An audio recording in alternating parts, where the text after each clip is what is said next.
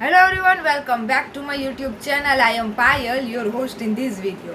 So आज की इस वीडियो में हम बात करेंगे ऑब्जेक्टिव्स ऑफ अकाउंटिंग के बारे में। वैसे तो पिछले वीडियो में मैंने अकाउंटिंग के बारे में डीपली डिस्कस किया है, फिर भी इस वीडियो को स्टार्ट करने से पहले हम थोड़ा सा अकाउंटिंग के बारे में रिवीजन करें।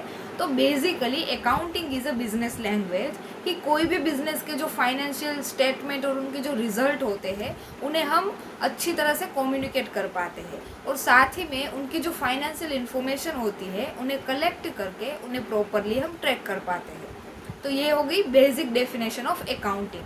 तो चलिए वीडियो को आगे बढ़ाते हैं। तो चलिए समझते हैं कि अकाउंटिंग की प्रोसेस में सिंपल टर्म क्या होता है। So let's start. अकाउंटिंग की प्रोसेस में ये 4 पॉइंट है जो बेसिक होते हैं और इम्पोर्टेंट होते हैं।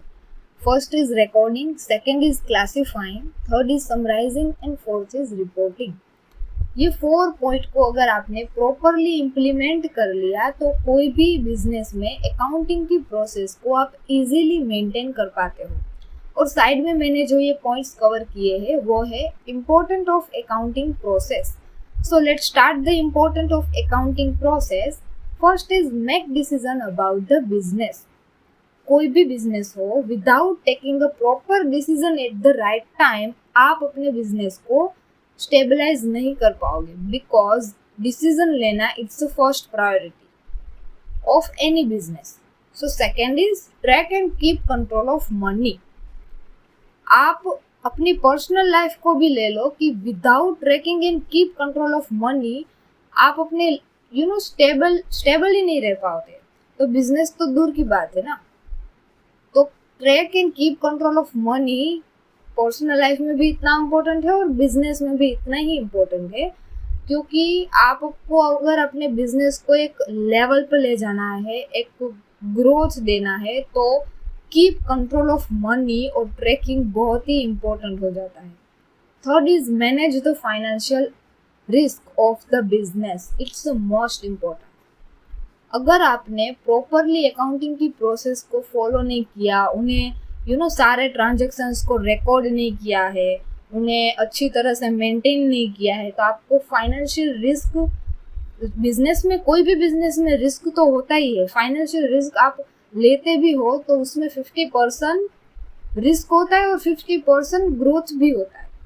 अगर आपको ये 50-50% को मेंटेन करना है और रिस्क वाला जो परसेंटेज है उन्हें कम करना है, तो अकाउंटिंग की प्रोसेस को आपको स्ट्रॉन्गली इम्प्लीमेंट करना ही पड़ेगा, तब जाके आप मैनेज कर पाओगे अपने फाइनेंशियल रिपोर्ट्स को। अब नेक्स्ट पॉइंट पे जाते हैं, तो prepare the final financial report in the business. Financial report जो होते हैं उन्हें प्रिपेयर कैसे करते हैं, ये हमें बेसिक अकाउंटिंग की प्रोसेस को मेंटेन किया हो तब हमें पता चलता है। That's why important of accounting process is a part of prepare the final financial report in the business. आपको जैसे कि हमने आगे समझा कि अकाउंटिंग की प्रोसेस में लास्ट पॉइंट ही हमने समझा कि रिपोर्टिंग बहुत ही इम्पोर्टेंट होता है। सो फाइनेंशियल रिपोर्ट भी इतना ही इम्पोर्टेंट होता है। जैसे हम फाइनल इंफॉर्मेशन जैसे कलेक्ट करके हम एक रिजल्ट लाते हैं कि भाई अभी बिजनेस कौन सी पोजीशन में है, ठीक वैसे ही prepare the final financial report in the business is the most valuable and important. Last point is provide the information to the taxation office. आपके बिजनेस, अगर आप अकेले बिजनेस चला रहे हो, पार्टनरशिप में हो, डायरेक्टर्स हो, शेयर होल्डर हो, स्टेक होल्डर हो, कोई भी हो, अपने बिजनेस को एक वे में रख के, एक स्मूथ वे में अगर रन करना चाहते हो, तो टैक्सेशन के लॉज को बहुत ही सीरियसली और स्ट्रिक्टली फॉलो करना चाहिए, तब जाके आप बहुत सारे बेनिफिट भी ला सकते हो टैक्सेशन में, और बहुत सारे आपको उनमें टैक्सेशन के रूल की वजह से आपके बिजनेस में भी एक ग्रोथ ला सकते हो। तो ये हो गया अकाउंटिंग की प्रोसेस में simple term and important of accounting. So let's start the video. Objectives of the accounting. Screen पर जैसे कि आप देख पा रहे हो, ये 6 पॉइंट्स हमें ऑब्जेक्टिव्स ऑफ द अकाउंटिंग को डिफाइन करते हैं और हमें समझाते हैं कि ऑब्जेक्टिव्स ऑफ अकाउंटिंग होता क्या है, उसमें आता क्या है। सो हम स्टार्ट करेंगे फर्स्ट पॉइंट से, टू कीप सिस्टमेटिक रिकॉर्ड्स। तो अकाउंटिंग का ना मेन ऑब्जेक्ट यही होता है कि बिजनेस के सारे ट्रांजैक्शंस को रूल के अकॉर्डिंग एक सिस्टमेटिक वे में रिकॉर्ड किए जाए, और ट्रांजैक्शन का कंप्लीट रिकॉर्ड रखने से बिजनेस में एरर और फ्रॉड और स्कैम होने की पॉसिबिलिटी से बचा जा सकता है। इसीलिए बिजनेस के सारे जो ट्रांजैक्शंस है उसके फाइनेंशियल ट्रांजैक्शंस पहले जर्नल या फिर सब्सिडायरी बुक्स में रिकॉर्ड किए जाते हैं। देन आफ्टर फिर उसके जो लेजर में उन्हें पोस्टिंग की जाती है, इन शॉर्ट बुक कीपिंग की जाती है। सो इस तरह से बिजनेस के फाइनेंशियल ट्रांजैक्शन को एक सिस्टमेटिक रिकॉर्डिंग रखा जाता है। दूसरा ऑब्जेक्टिव आता है to calculate a profitability. It means कि प्रॉफिट एंड लॉस को कैलकुलेट करना। ये हो गया दूसरा ऑब्जेक्टिव अकाउंटिंग का। तो सिंपली हम समझे कि किसी एक पर्टिकुलर पीरियड में एक बिजनेस को कितना प्रॉफिट हुआ है और कितना लॉस हुआ है, उनका एक एग्जैक्ट व्यू मिलता है बिजनेस में, और इनकी कैलकुलेशंस के लिए एक trading and profit and loss account prepare किया जाता है। सो बिजनेस के जो सारे फाइनेंशियल रिकॉर्ड्स होते हैं, उनके जो ट्रांजैक्शंस होते हैं, से फॉर एग्जांपल परचेज के रिलेटेड, सेल्स के रिलेटेड, रेवेन्यू इनकम हो गया, एक्सपेंस हो गया, ये सभी trading and profit and loss account में रिकॉर्ड किए जाते हैं। इट मीन्स कि ट्रेडिंग अकाउंट हो एंड एक प्रॉफिट एंड लॉस अकाउंट के जो स्टेटमेंट प्रिपेयर होते हैं, उनमें ये सारे ट्रांजैक्शंस रिकॉर्ड करते हैं। तब जाके बैलेंस शीट में ये जो अकाउंट आते हैं, स्टेटमेंट आते हैं ट्रेडिंग एंड P&L के, उसमें हमें शो करते हैं। And third one is to determine a financial position. So किसी भी बिजनेस पर्सन के लिए ना उनके बिजनेस में कितना प्रॉफिट और लॉस हुआ है सिर्फ उतना ही पता हो ये काफ़ी नहीं होता, क्योंकि अगर उन्हें बिजनेस अपना स्टेबलाइज और ग्रो करना है तो उन्हें अपने फाइनेंशियल हेल्थ के बारे में पता होना चाहिए कि उनके बिजनेस की अभी फाइनेंशियल हेल्थ क्या है। ये जानना भी एक बिजनेस पर्सन के लिए बहुत ज़रूरी होता है, सिर्फ प्रॉफिट एंड लॉस ही नहीं होता। तो इन्हें पता करने के लिए क्या होता है कि जब ये P&L अकाउंट प्रिपेयर किए जाते हैं, P&L and trading account also, तो उनके बाद ना एक स्टेटमेंट प्रिपेयर होता है। इट मीन्स कि सारे ट्रांजैक्शन हम प्रॉपरली रिकॉर्ड करते हैं, तो वो एक स्टेटमेंट के रूप में हमें व्यू होता है।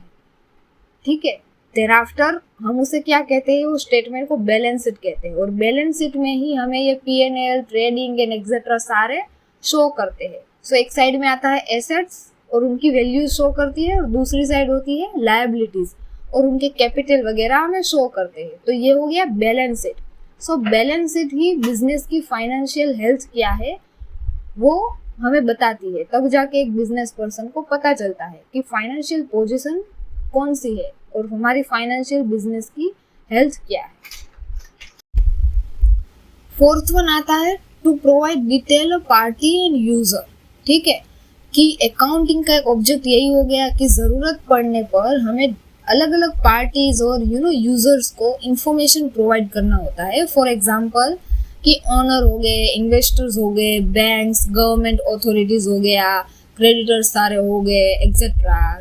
ठीक है, तो जैसे कि ओनर को अपने बिजनेस के लिए लोन की ज़रूरत है, तो तब ये लोन लेने बैंक जाएगा, और बैंक उनके बिजनेस की फाइनेंशियल पोजीशन क्या है, उनकी फाइनेंशियल सिचुएशन क्या है, उनकी इनकम क्या है, लायबिलिटीज क्या है, वो सारे प्रॉपरली चेक करता है, और वो लोन का इंटरेस्ट के साथ रिटर्न कर पाएंगे या नहीं कर पाएगा। तो ये अकाउंटिंग के थ्रू ही इन सारी चीज़ों को हम आइडेंटिफाई कर पाते हैं। आप समझ रहे हो कि अकाउंटिंग की एक बेसिक सिस्टमेटिक इम्प्लीमेंटेशन होता है, उन्हें हम मेंटेन करते हैं अकाउंटिंग की प्रोसेस से, तब जाके हम आगे बिजनेस को ग्रो कर पाते हैं। मैं बार बार एक ही बार बोल रही हूँ कि बिजनेस को ग्रो करने के लिए अकाउंटिंग की बेसिक प्रोसेस बहुत ही ज़रूरी है। If you are really serious about it, तो आपको इम्प्लीमेंट करना it's mandatory thing, keep in mind.